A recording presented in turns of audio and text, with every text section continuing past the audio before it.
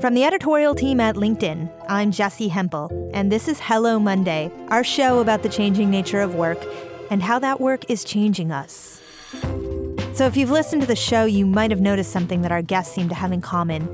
Most of them have given a lot of thought to their morning routines. Most recently, there was career coach Jerry Colonna. I wake usually between 5 and 6. I make coffee or tea, and I journal, and then I will sit in meditation. Eat, Pray, Love's Elizabeth Gilbert devotes her mornings to writing. So for me, my best self is between 6 and 8:30, 9 o'clock in the morning.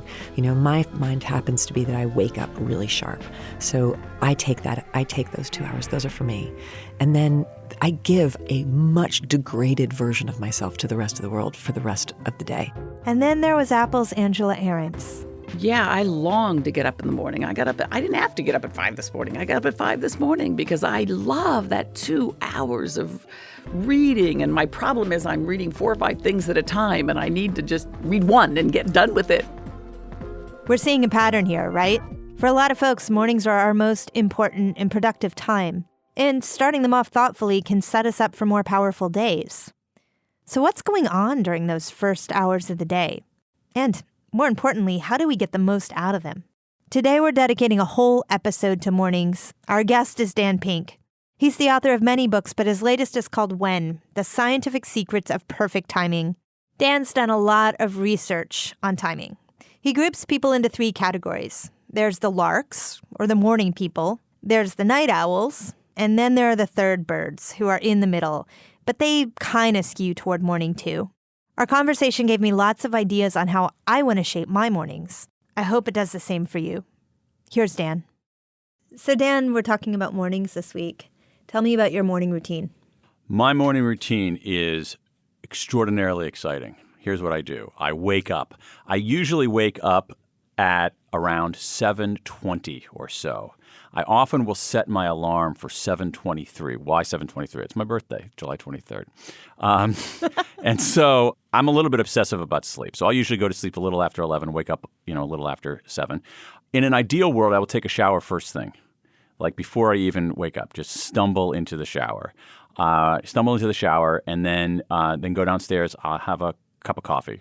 I will have a cup of coffee, maybe something small for breakfast. I'm usually not hungry in the morning. Is this the level of detail you want about my life? Okay. Yes. Because I could get into even more granularity, Jessie, if you want. No. I will. Okay. What time does your morning routine end and your day begin? What time does the curtain open? Okay. The curtain opens around 8:45 or 9. Okay. So I want to know what happens between 7:23 and 8:45. Okay.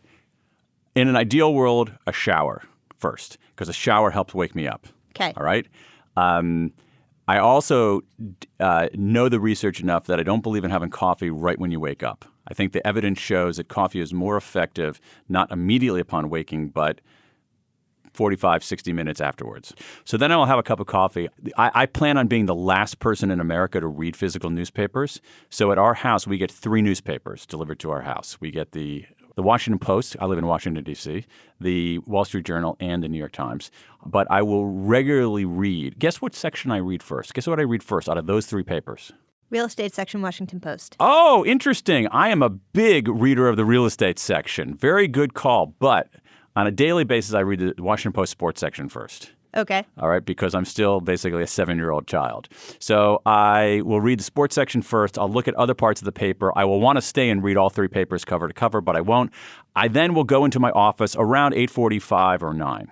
And that is when, as you say, the curtain opens. My office happens to be the garage behind my house, a refurbished garage behind my house. And so I go out the back door, walk 22 steps, unlock the door, and enter Pink Ink World Headquarters, a converted 1-car garage. So listen, the reason I ask about mornings is because you have given so much consideration to timing. Yeah. And you have a theory about timing, and that is that it is really, really important. Explain to us why. Yeah, well, my theory about timing is based on a huge body of science about timing. It's not a theory that not a philosophy I've confected myself. I went back and looked. There's a huge amount of research on when we do things. And what's interesting about it is that it comes from many, many disciplines. This is, I think, kind of fascinating about how the world works and how organizations work, is that everything is so siloed out there. And I feel comfortable using – a lot of people use that word silo. I feel like I might have a special claim on that word since I grew up in Central Ohio, so I know actually what a silo is. But you have the world of the academy, where as a writer I spend a fair amount of time talking to academics. They are unbelievably siloed. They don't talk to each other. And so what I've discovered in doing this research on timing is that you have questions that are being asked. What's the effect of time of day on our mood? What's the effect of time of day on our performance? How do beginnings affect us? How do midpoints affect us? How do endings affect us? How do groups synchronize in time? And these questions are being asked in multiple disciplines, sometimes identical questions, but people aren't talking to each other. So the psychologists aren't talking to the economists aren't talking to the anthropologists aren't talking to the chronobiologists. And I felt if you went wide enough and deep enough into this research, you could begin to piece together the evidence-based ways to actually plan out your day, among other parts of your life, day is only the beginning of it, in a more evidence-based way. And what is the real value of all those people talking to each other? As in this step back, what do we then discern about how humans work? At this particular level, what we realize is something I think monumentally important but often overlooked, which is that our brain power does not remain constant over the course of a day. Now, we see that in research in chronobiology. We see that in research in many of the medical fields. We see that even in research in social psychology and economics, in experimental settings where you ask people to do certain kinds of tasks or solve different kinds of problems. That seems to me a pretty big deal. I mean, that seems to me also like common sense. I think about myself, like here we are talking, Dan, mid-morning. Yep. It's prime time for us to be talking when it comes to my brain. Totally. If we were having this conversation this afternoon around 3:30, I would need a couple of cups of coffee to be this sharp. Right. Probably me too. But I think that in many cases in organizations, we're not intentional about that. We don't think about that. We basically assume that the way we schedule a day typically is that we assume that our brain power is constant throughout the day. That is not true. There are material differences in performance based on time of day. And you see this again in a whole array of research. So you look at things like, I'll give you an example, standardized testing. There's an important study out of Denmark showing that kids who take standardized tests in the afternoon score as if they've missed 2 weeks of school versus kids who take tests in the morning. Okay. So all of a sudden you've called into question, yet again, the value of standardized tests as a policymaking tool. You see it in the medical profession, big time. So, I mean, you know what I'm talking about. Yeah, but I would love for you to articulate it for our listeners. And I should say, I recently had to have surgery. And after reading your book, I made sure that I was first on the surgeon's list so that it would be first thing in the morning. Okay, you seriously have kept me in the writing business 2 more weeks with that. Because like that to me is the one of the most important things. If you can avoid it, do not go into the hospital in the afternoon. The evidence is overwhelming. Nobody in my family is allowed to have an important medical appointment or go to the hospital in the afternoon. The evidence is overwhelming. And what is that evidence? Okay, let's talk about hospital-acquired infections, which is a topic everybody likes to discuss, right?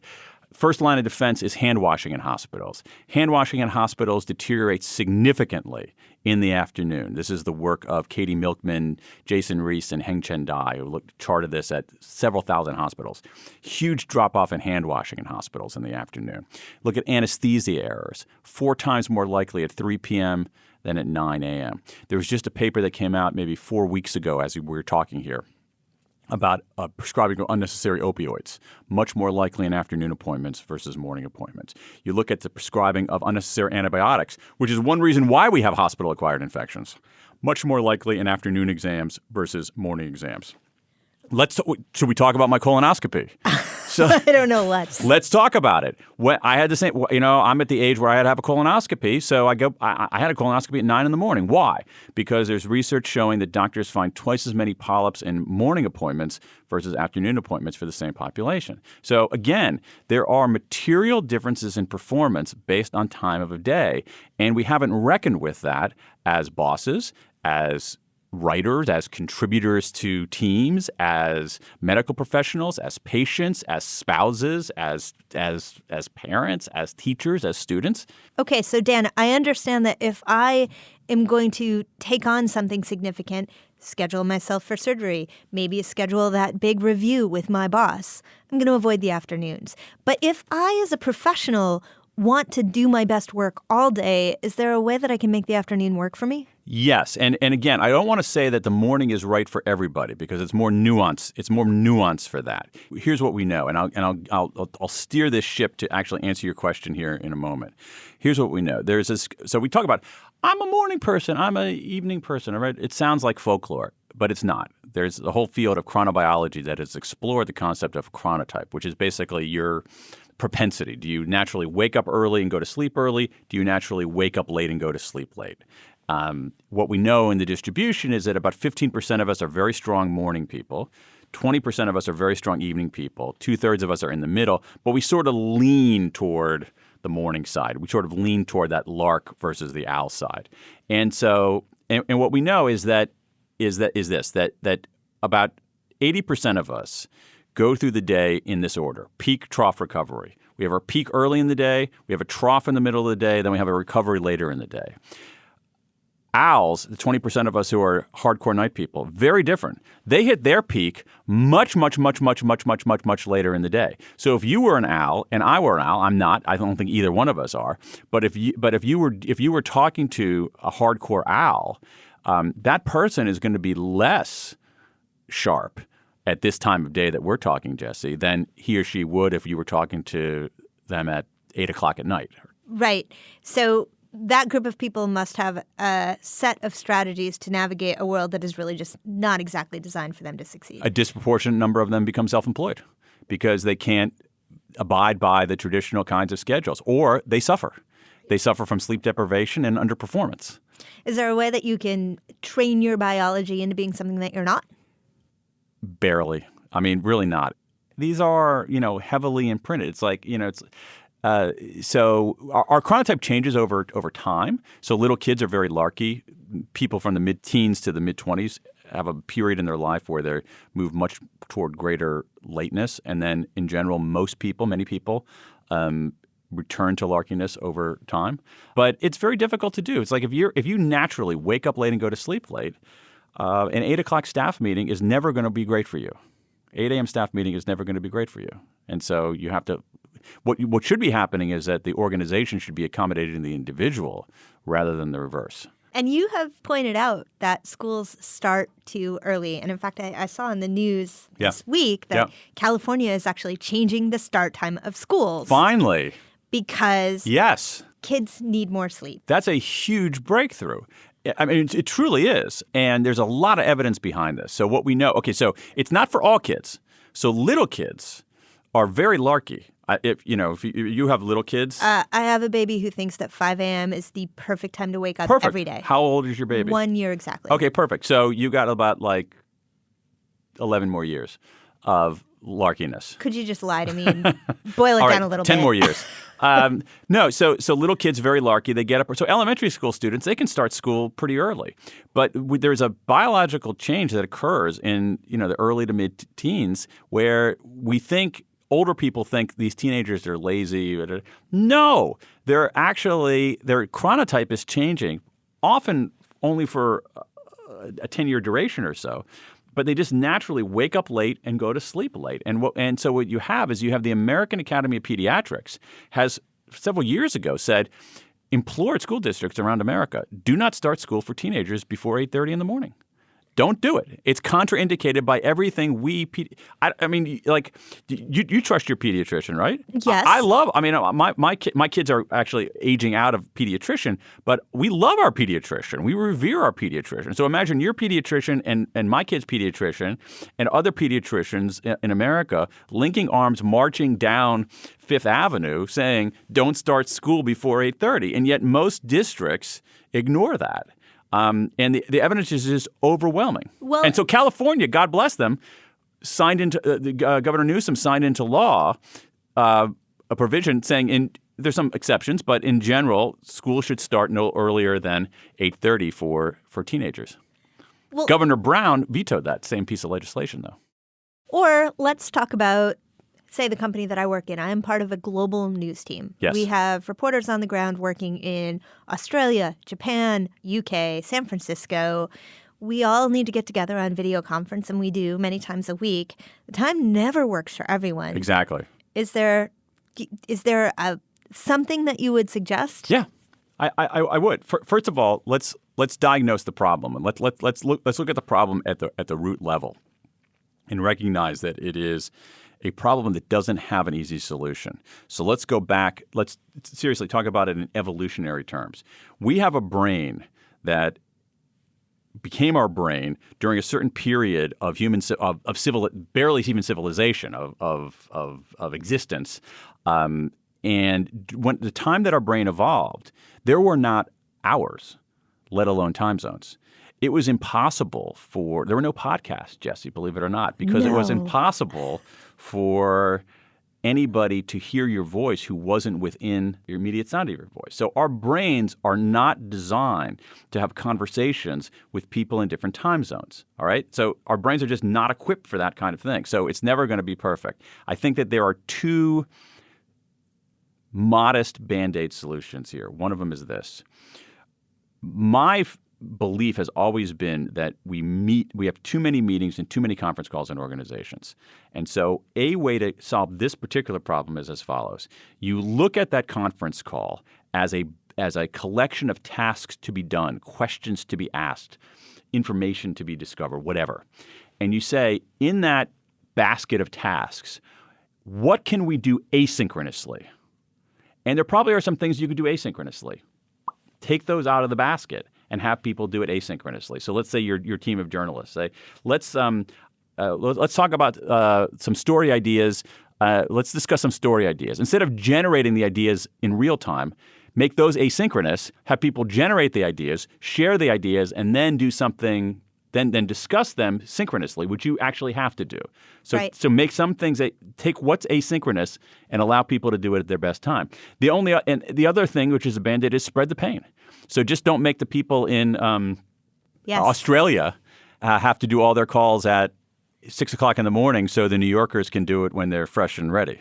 And also, not all work is the same, right? There is work that takes a lot of firepower and thinking. There's Absolutely. work This that is really important. Right? And so how do we figure out when to do what work? That's a really, really important point. So among the things we know about the day is, as I said, our brain power changes over the course of a day. The changes are significant. But exactly as you say, Jesse, the right time to do something really depends on what you're doing. And so here's what we know. So go back to this pattern of the day that we have. Peak, trough, recovery. Peak early, trough in the middle of the day, recovery later in the day for 80% of us. The owls out there who might be listening to this at 2 o'clock in the morning, you should be doing your work because you're at your peak right now. You have your peak at much, much later in the day. But here's the thing. During our peak, that's when the key aspect of the peak period, whether it's early in the day or late, is that's when we are most vigilant. What does it mean to be vigilant? Vigilance means you're able to bat away distractions.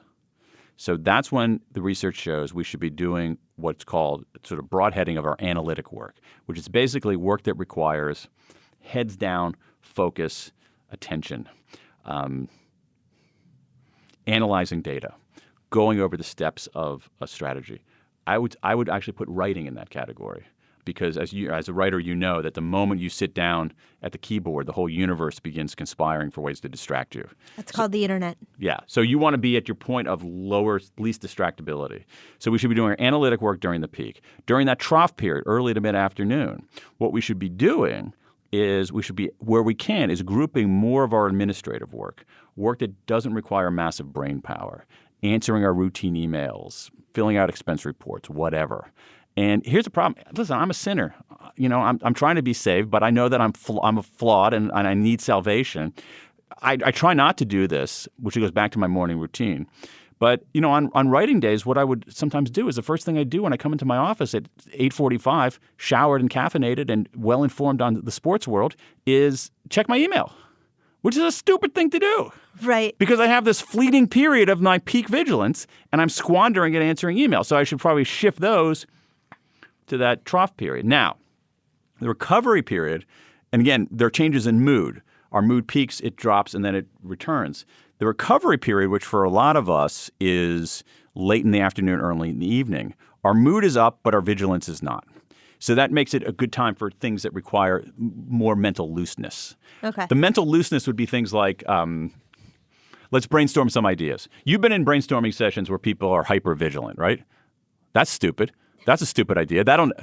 you want people to be a little bit looser. And so what you see some really interesting experimental evidence is if you give people analytic problems that about 80% of us are more likely to get those right in the morning and wrong later in the day.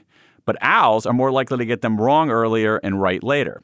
But you give people more what are called insight problems, which are problems that have not obvious solutions or require divergent thinking or, like don't bend to mathematical logic. You and I are more likely to get those questions right later in the day and wrong earlier in the day. So what we should be doing is our insight work later in the day. And getting back to me for a moment here and my schedule. So what I do is I go and I try to do on writing days. I do my writing in the morning. I don't bring my phone with me into my office. I don't open up my email. I give myself a word count, and I hit that word count. And until I hit that word count, I don't do anything else. Okay, so let's go back to mornings. Yeah. So if you are a lark, and I like that language. Yeah. Or in the middle, third bird who leads. Third bird. Yeah. Because I'm not a full-fledged lark. I'm like, if you look at the distribution isn't a perfect bell curve at all. It's lumpier than that. So you have this really hardcore group on the 20% on the owls, and then you have people who are affirmed larks, but then you have a lot of people who kind of tilt toward that. And I'm in the middle who tilts toward larkness. Okay, so here's another question about mornings. You talk about the importance of moments that allow us to reset, to sort of clean the slate and start over. New Year's is a great one. Oh, yeah. Set your resolutions. Yeah. But you can also create your own resetting moments. Totally. Right, psychologically. So if you wake up and get a really bad start on the morning, let's say your phone, which is your alarm, which is true for you, I can see, starts blinking at you that, you've got a text message from some relative and bang, you've gone down the left chute instead of the right chute, you're distracted, the day has started that way. How do you reset? Let me see here. What would be something? Let's say that one of my daughters were to text me early in the morning and she had some kind of problem. First of all, on that one, I would okay, that's a priority. That's more important than me hitting my 900-word mark today. So I would take care of that. And let's say it meant that I didn't get into my office until, say, 11:30. That would be a bummer. But all I would do is say, what, that kind of circumstances, I would say, okay, here's what I'm going to do. For today, I'm going to refine the goal a little bit. All right, we're going to go for 400 words or whatever, 450 words. And what I'm going to do is I'm going to recognize that I'm going into this trough period because I'm starting writing at 11:30. And by 11:30, I'm starving, I'm sure. So 11:30, I go in there. I probably say, okay, I'm going to reboot. I'm going to have lunch or something like that. And then I go into my office and say, all right, we're going to turn the dial back, 450 words. You're doing it at a suboptimal time. So what I would do in that circumstance, and this makes sense because I can think of scenarios where I've done this. This is a little bit rigid, but it works for me. I use the Pomodoro technique. You know the Pomodoro technique? No. Oh, my gosh, Jesse. Take notes. So Pomodoro is the Italian word for tomato. And there used to be I guess in Italy and other places, these kitchen timers in the shape of a tomato that one would twist and then, to time your stuff in the kitchen. And so this is a technique based on that where what you do is you say you do a particular task you can set the time for 25 minutes or something like that. And in the afternoons, I would do that. So I have a thing on my computer, 25-minute, and I just set it and I just go. And then it goes off for 25 minutes. I take a 5-minute break, and then I do another one.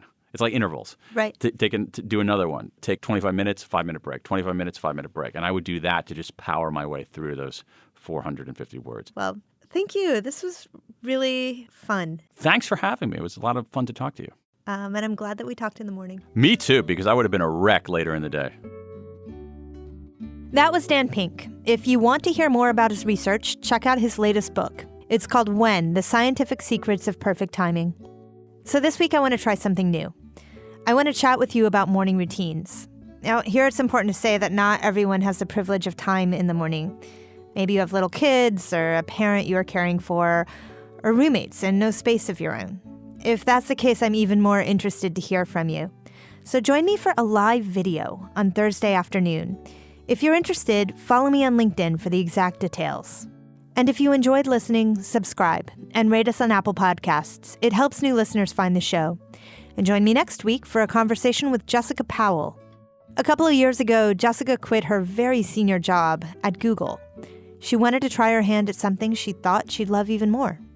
And she had this advice for people looking to also quit their jobs. I think you have to be really honest with yourself about what you're solving for. Sometimes it's the need for recognition. Sometimes it's the need for money or for power. And you can have a whole conversation about, should we value achievement so much? Of course we shouldn't. But that's actually not productive when you're trying to figure out how to change your job. Hello Monday is a production of LinkedIn. The show is produced by Laura Sim. Joe DeGiorgi mixed our show. Florencia Iriando is head of original audio and video. Dave Pond is our technical director. Our music was composed just for us by the mysterious Breakmaster Cylinder. And you also heard music from Poddington Bear. Dan Roth is the editor-in-chief of LinkedIn. I'm Jessie Hempel. See you next Monday. Thanks for listening. And I also thought it was interesting that you mentioned that you had a colonoscopy. So you are very comfortable sharing things about yourself personally. Well, yeah. I mean, I guess colonoscopy is pretty important. I mean... It's also funny. Colonoscopy is just a funny word. It's a really funny word. It is a really funny word. But how do you decide what not to share? Do you think about it? Or is it just like, is it so exactly. ingrained? I'm not. It's shockingly enough, I am not like reasoning through every disclosure. I'm just like whatever happens to come up in the context of a conversation.